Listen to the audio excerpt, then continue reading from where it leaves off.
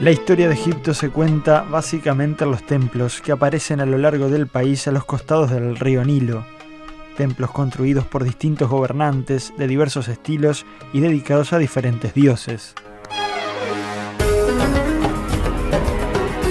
Las construcciones son monumentales. Los templos eran el hogar de los dioses y los faraones dedicaban muchos recursos en construirlos y mantenerlos. La religión, tan importante en los antiguos egipcios, encontraba en los templos un punto central en la vida de esta sociedad. Eran los sacerdotes los encargados de los rituales, las ceremonias, la entrega de las ofrendas, de la recreación de pasajes mitológicos y de ser el nexo entre los hombres y los dioses.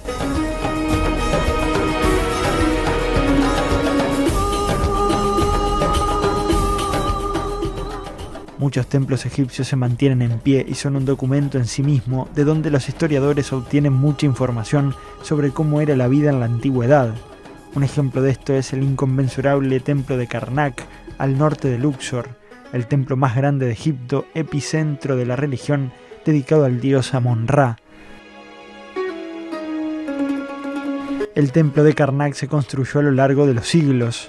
Durante 2000 años, decenas de faraones le fueron dando su impronta, agregándole templos más pequeños, nuevas salas, estatuas, columnas, obeliscos, esfinges y hasta un lago. Un imponente esfuerzo para agradar a las deidades. La sala hipóstila del templo de Karnak impacta. Grandes columnas maravillan a quienes ingresan al lugar, que se pierden como si estuvieran dentro de un bosque. Estamos dentro de la sala, la gran sala hipóstila de Karnak. Hablamos de un verdadero bosque de columnas. 134 columnas enormes que remontan de la época del Imperio Nuevo, pues seguramente que representan una gran maravilla dentro del templo de Karnak, uno de los templos religiosos más grandes que tenemos en el mundo hasta hoy en día. ¿Y qué simboliza esta cantidad de columnas en esta sala? Bueno, esta cantidad de columnas representa lo que es, ellos lo veían día a día. Si te fijas bien, vas a ver arriba las columnas tienen capitel en forma de loto abierto, o sea, una flor de loto abierto, que es el símbolo del amor. O sea, representa lo que es la naturaleza. Luego, las columnas laterales tienen lo que es el capitel en forma de papiro cerrado. O sea, es una verdadera representación de la naturaleza, pero a través de piedra. O sea, piedra que representa elementos vegetales, loto y papiro. Lo que muchos se van a estar preguntando es cómo se construye una columna de esta dimensión. Perfecto. Se hacía lo siguiente, se hacían todas las columnas hasta cierta fase, por ejemplo, una fase de 2 metros, y luego se enterraba con arena toda la fase, seguían haciendo otra fase, luego enterrando con arena, llegando hasta arriba, haciendo lo que es el capitel, bajando, quitaban la arena, pintaban y hacían los relieves. Y esta era la técnica mágica con que habían construido las columnas dentro de los templos. Y en Karnak es imposible no admirar los grandes obeliscos, otros monumentos que caracterizan a Egipto. Allí quedan en pie los de los faraones Hatshepsut y Tutmosis I. Y los obeliscos tan característicos de Egipto también los encontramos en este gran templo, Víctor, y llaman siempre la atención. ¿Cómo llegaron hasta acá? ¿Cómo se construyeron? ¿Qué nos puedes decir de todo eso? ¿Cómo fueron trasladados desde la cantera a unos 500 kilómetros de aquí? Es realmente increíble desde el punto de lo que es toda la logística que implica el trabajo en la cantera, y ni que hablar el traslado a través del río, llegar hasta el puerto, el embarcadero, y colocarlos en su lugar. ¿Qué dimensiones tienen? Tienen más de 20 metros, de altura, y lo increíble, más allá de obviamente lo que miden y lo que pesan, es lo que te decía, o sea, la perfección con la que fue hecho y de qué manera quedaron colocados, de tal manera que se sustenta por su propia forma y peso. ¿Cómo se traían hasta acá? A través del río Nilo. A ¿Pero través que del río en barcazas? Sí, es un barco principal, una embarcación principal, que no trae uno, trae los 2 obeliscos y es remolcado por más embarcaciones hasta este lugar.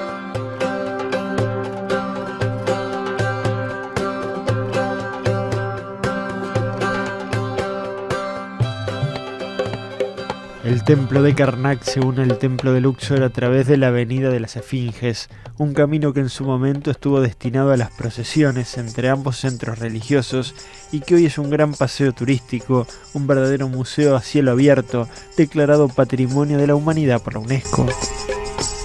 Del templo de Karnak al templo de Luxor los separa unos 3 kilómetros aproximadamente y un camino con más de 1000 esfinges a los costados. Cuando uno se acerca a esta gran construcción puede apreciar en el frente los obeliscos, uno que se mantiene en pie y el otro que fue entregado a través de un trueque en su momento a los franceses y se encuentra precisamente en París. Los faraones Amenhotep III y Ramsés II fueron los principales impulsores de este templo dedicado al dios Amon-Ra. La religión está presente en todo momento en este sitio y no solo por los restos de la antigua civilización.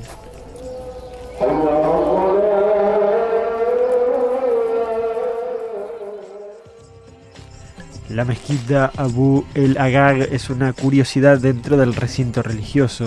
Se construyó sobre las ruinas del antiguo templo y su actual altura a nivel del suelo revela qué tan enterrado había quedado este a lo largo del tiempo.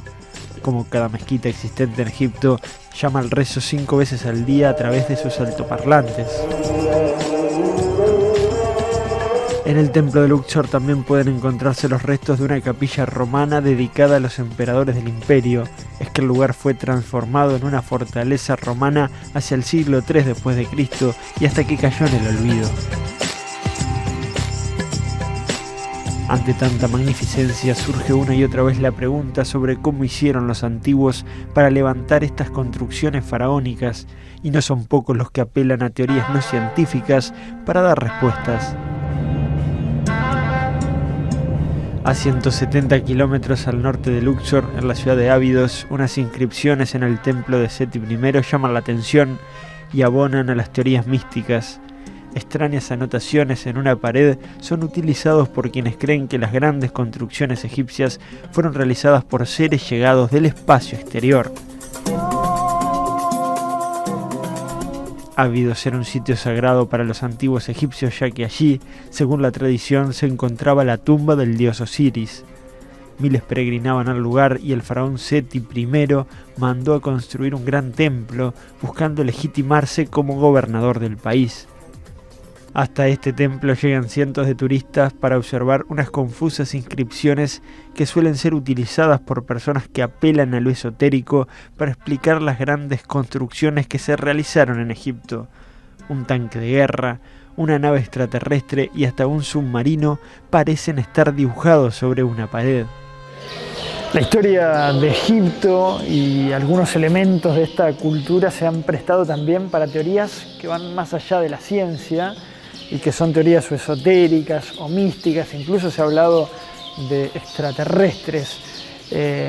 Muchas de esas teorías fueron desmontadas por la egiptología. Sin embargo, en este templo aparecen algunas imágenes que llaman la atención y sobre eso se ha escrito mucho.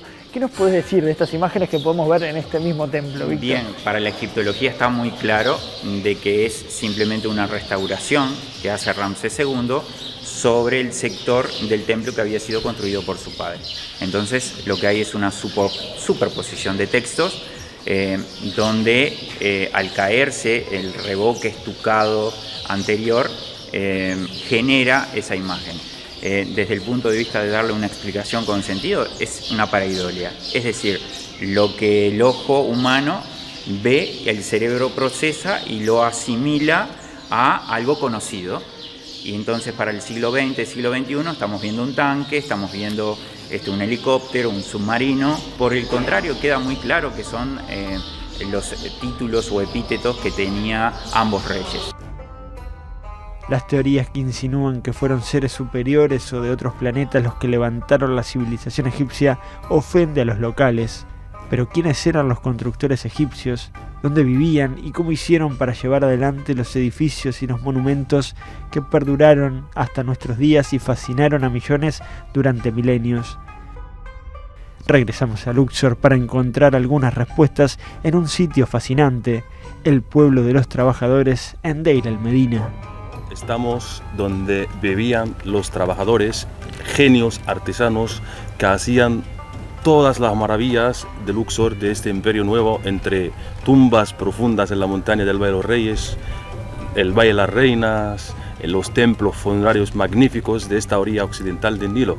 En lo que estamos viendo ahora es algo excepcional. Es una ciudad, un pueblecito de 68 casas, donde vivían los trabajadores acompañados por sus familias. En los confines de Egipto, al sur del país, se encuentran varias de las principales canteras de donde los antiguos trabajaban la piedra que utilizarían luego en sus edificios y monumentos. A casi 900 kilómetros del Cairo, en la ciudad de Asuán, las canteras de piedras brindan más elementos para comprender el proceso constructivo de los antiguos egipcios. Y un obelisco quebrado, sin terminar, fruto del error humano, desmonta algunas teorías esotéricas. Víctor, tenemos detrás nuestro el famoso obelisco inacabado que se quebró y que no pudo erigirse como tal. ¿Qué importancia tiene este lugar?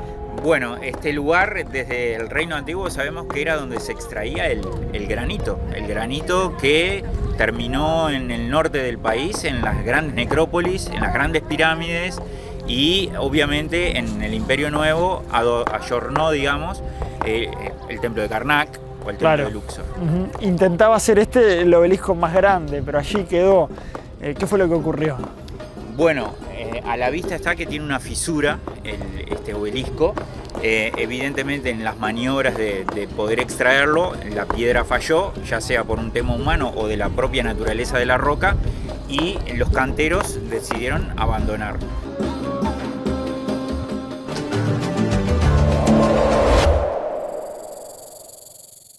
Egiptólogos a Egipto, programa especial con expertos en egiptología. 17 días recorriendo Egipto de norte a sur, con visitas exclusivas y con crucero. Llegada al Cairo el 11 de marzo de 2023. Leyendas de Turquía y Grecia. Salidas 27 de mayo, 1 de julio, 19 de agosto y 23 de septiembre de 2023. Las maravillas de Egipto y Marruecos. Salida grupal el 15 de mayo de 2023. Por más información, 2902-3505 y en las redes de la Meco Viajes. ¿Listo para tu próxima aventura? En Aventureros te equipamos para vivirla al máximo, con un mayor confort y alta resistencia. Aventureros, en Montevideo, Rondó 1525. En Salto, calle Uruguay 297.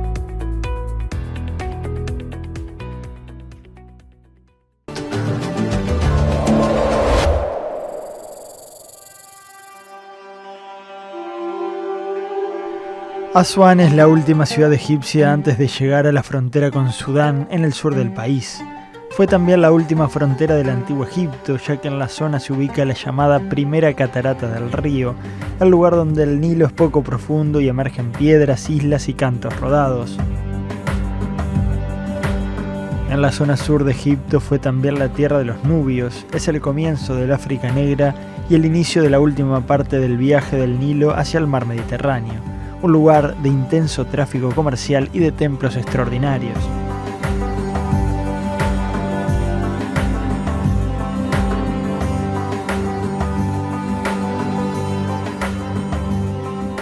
Hacia finales de la década del 50 del siglo XX, la construcción de una represa hidroeléctrica cambió para siempre la fisonomía del lugar.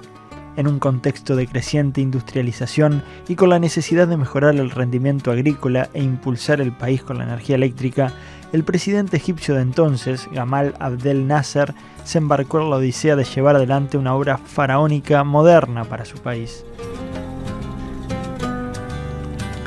El objetivo de la represa, además de generar electricidad, era la de acumular las aguas del Nilo y evitar que las históricas y desordenadas crecidas que otrora habían permitido la fertilidad de la tierra arrasaran los cultivos. La construcción se dio en plena Guerra Fría y en medio de tensiones entre las potencias mundiales por el control de una zona geopolíticamente relevante. Egipto había vivido recientemente la revolución de los oficiales libres de 1952, que derrocaron al rey Farouk I, quien se apoyaba en Gran Bretaña para gobernar y que sufrió un gran desgaste por sucesivas crisis. Los militares que se habían hecho con el gobierno, entre ellos Nasser, impusieron una impronta nacionalista, antiimperialista y socialista. Buscaban la independencia económica y política de las potencias extranjeras y por ello evacuaron al ejército británico del país. Además, impulsaron la nacionalización del Canal de Suez, que proporcionó grandes divisas a Egipto y que financió en gran medida la represa. Estos hechos provocaron una férrea oposición de Estados Unidos a que el Banco Mundial financie la construcción de la presa a través de un préstamo, por lo que Egipto solicitó ayuda a la Unión Soviética, que contribuyó económicamente para la realización del proyecto. La finalización de la represa de Asuán en 1970, con la oposición de los Estados Unidos, fue celebrado por los egipcios como un mojón a la construcción de un Estado nacional independiente. La gran obra también trajo consecuencias medioambientales, patrimoniales y sociales. Dada su magnitud, debió crearse un gran embalse de agua, conocido como el lago Nasser, de enormes dimensiones. El inmenso lago tiene 480 kilómetros de largo y 16 de ancho, con una superficie de 5.200 kilómetros cuadrados. Su gestación inundó gran parte de los territorios nubios, desplazó a más de 100.000 personas en Egipto y Sudán y sumergió templos enteros bajo el agua. Como si se tratara de la Atlántida, decenas de edificios fueron tapados por el agua, entre otros los famosos templos de Abu Simbel, Philae y Komombo. Lo que los antiguos egipcios jamás imaginarían es que sus templos de Nubia quedarían bajo el agua, como indefectiblemente iba a ocurrir con la construcción de la represa. Un gran esfuerzo mundial, liderado por la UNESCO, llevó a que los países se unieran, a pesar de sus diferencias, y buscaran la forma de salvar a este patrimonio de la humanidad toda. La campaña Nubia volvió a demostrar hasta dónde puede llegar el ingenio humano. Cientos de ingenieros y técnicos en diversas áreas analizaron la manera de salvar los templos y llegaron a la conclusión que la mejor manera de hacerlo era la de trasladarlos a zonas más altas, cortándolos en pequeñas piezas. La odisea llevó varios años y se hizo a contrarreloj, ya que el agua comenzaba a subir. Miles de obreros trabajaron entre 1963 y 1968. 50 naciones colaboraron en el rescate de este patrimonio en una tarea sin precedentes y que unió a los países en un objetivo común. Más de 20 templos lograron salvarse.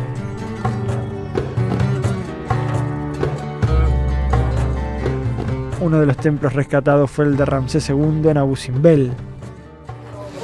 Estamos a la recta final del viaje, llegamos a Asuán y detrás nuestro tenemos un imponente templo de Ramsés II que tiene mucha historia reciente también. Sí, claro, pues indiferentemente de hablando del templo y su grandeza en el pasado, creo que la humanidad ha hecho una gran realización en la modernidad, porque imagínate que este templo estaba a punto de hundirse. Estaba en pleno agua ahí, enfrente de nosotros el lago Nasser. Ajá. Y con la ayuda de la UNESCO y sus países tan agradecidos, nos dejaron salvado el templo para siempre.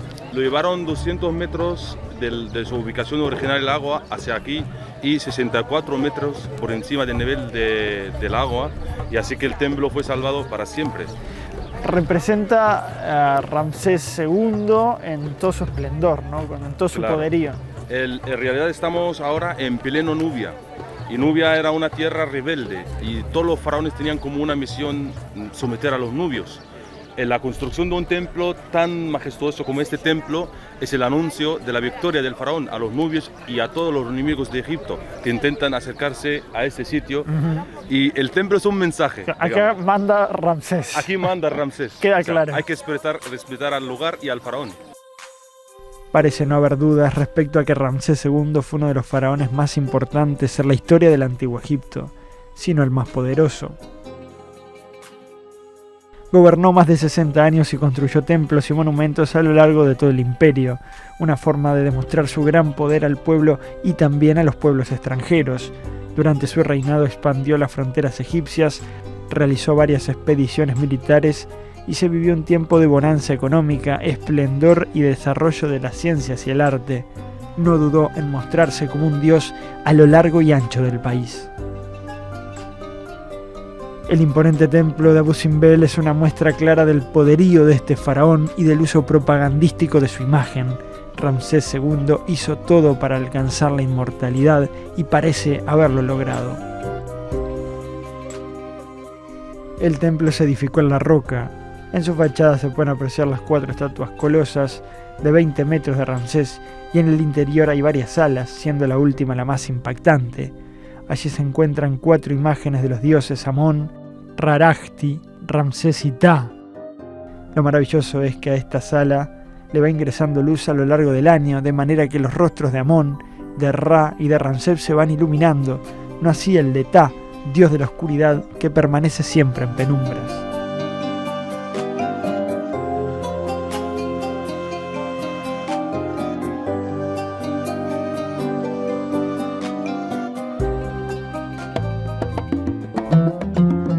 La ciudad de Asuán es conocida también por fabricar las esencias que utilizan los perfumes más famosos del mundo. En una tienda del lugar nos llevamos una grata sorpresa que vuelve a demostrar que, como dice el dicho, el mundo es un pañuelo. Y aquí en Asuán llegamos hasta una tienda de esencias de perfume y también de aromaterapia. Y nos recibe el amigo Mahmoud. ¿Cómo estás? Hola, ¿cómo estás? Gracias. ¿Todo en orden? Bien, gracias a Dios. Gracias por recibirnos. No, gracias a ustedes. ¿De qué trata esta tienda? Esta tienda se vende las esencias. Si usted conoce, la esencia es la base del perfume, es la madre del perfume. Y hay perfumes muy famosos en el mundo que parten de esencias de aquí de Egipto. Hay muchos perfumes famosos se encuentran en esencias aquí, como el Hugo Boss, como el Eternity, como muchas. Hablas muy bien español.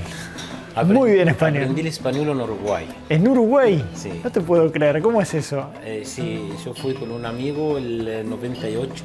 Ajá. Un amigo se llama Ashraf, trabaja allá en Uruguay, un jefe de cocina. Y quedé allá unos años, después volví para Egipto. Ajá. Tú sos de aquí, de Asuán, De Asuán, Egipto. sí. ¿Y qué tal esa experiencia en Uruguay? ¿Cómo llegaste al Uruguay? Es un país maravilloso, me encanta todos los uruguayos, todo. Es un país muy lindo.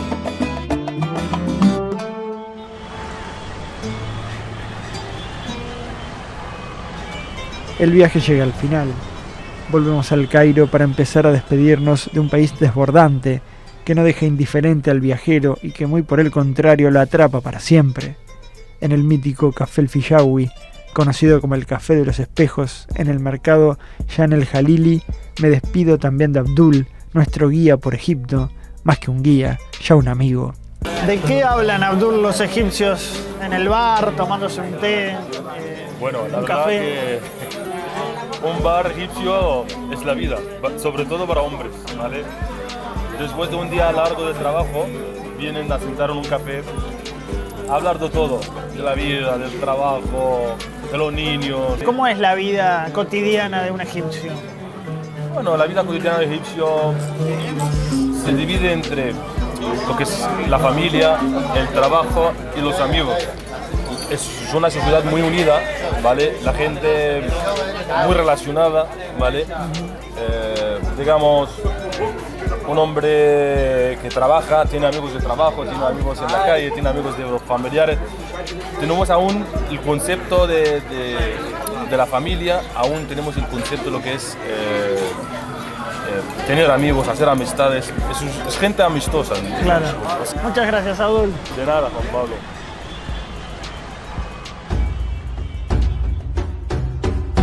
Atrás quedan las pirámides, los templos, las momias, los monumentos.